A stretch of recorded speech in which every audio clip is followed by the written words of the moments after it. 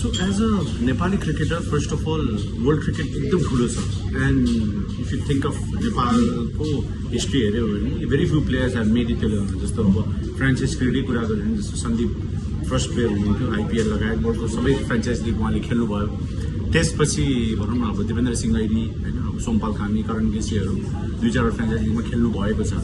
र फ्रेन्चाइज लिगले सामाजिक सञ्जालमा कुनै कुरा पोस्ट गर्नुहुन्छ भने त्यो नेपाल क्रिकेटले देखाएको एउटा भनौँ न अब रेस्पेक्ट हो, एउटा सम्मान हो. र त्यो सँगसँगै अर्को हामीले बुझ्नुपर्ने कुरा चाहिँ के हो भन्दा we are consistently trying our best कि सकेसम्म ठुल्ठुलो राष्ट्रहरूसँग खेल्नको लागि टेस्ट प्लेइङ कन्ट्रिजहरूसँग कोर्डिनेसन गर्नको लागि.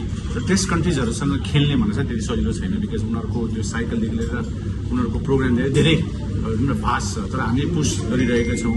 त्यसैले अब रेस्पेक्ट भनेको एटलिस्ट सोसियल मिडियामा त रेस्पेक्ट आउन थालेको छैन. यही कुरा 10 वर्ष अगाडि सायद अनइमेजिनेबल थियो. त्यसैले 24मा सामाजिक सञ्जालमा यो नेपाल क्रिकेटको भनौँ न बयान भयो. अहिले पनि राम्रो कुराहरू हामीले लेखेका छौँ, पढेका छौँ, सुनेका छौँ.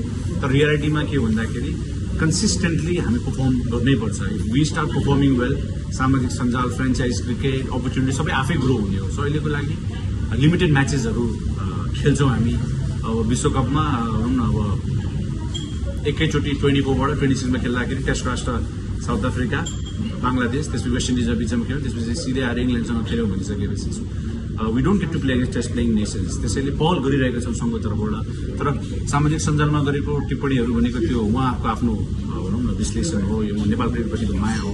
तर यही कुरालाई अब अपर्च्युनिटी रूपमा हेर्ने हो भने चाहिँ first of all if Nepal राष्ट्रिय क्रिकेट टिम र नेपाल राष्ट्रिय क्रिकेट टिमको खेलाडीले कन्सिस्टेन्टली इन्डिभिजुअली राम्रो खेलेर राज्यले जिताइराख्नुहुन्छ भने उहाँहरूको विश्व क्रिकेट छ भने उहाँहरूको आँखामा पर्नुहुनेछ. त्यसपछि देन उहाँहरू फ्रेन्चाइज क्रिकेटलाई पनि सेलेक्ट हुने हो. सो बट त्यो सेलेक्ट हुनको लागि सबभन्दा पहिला के हुनु नेपाल क्रिकेट जित्नु पर्यो. So as long as we are winning as a nation त्यसले धेरै कुराहरू. स्पोर्ट्सको के हो भन्दाखेरि 1 रनले हारौँ या भनौँ न 100 रनले जितौँ या what ever it's a matter of 1 ball भने जस्तै. सो त्यो विनिङ र लुजिङको मार्जिन एकदम मिनिमल छ भनौँ न. त्यो एटिट्युड र एरोगेन्स जस्तै भयो त्यो थिन लाइन सँगसँगै अहिलेको लागि हामी एटलिस्ट अफ द फिल्ड जितिरहेका छौँ. जुन समर्थकहरूको जुन माया छ नेपाल क्रिकेटलाई आज फ्यान्स हुन छ we have earn the biggest respect. त्यही अफ द फिल्डको कुराले अन द फिल्ड पनि खेलाडीहरूले प्रयास गरिराख्नु भएको छ. र यो सबै कुरा जोडेर हेर्दाखेरि एट दि एन्ड हाम्रो खेलाडीहरूले अपर्च्युनिटी या हाम्रो टिम्सहरूले त्यो बेला अपर्च्युनिटी जब हामी कन्सिस्टेन्टली म्याचहरू पनि हराउन सक्छौँ र या कन्सिस्टेन्टली राम्रो क्रिकेट खेल्न स्टार्ट गर्छौँ. सो अहिलेलाई टिमले प्रयास गरिरहेका छौँ. Believe in this team.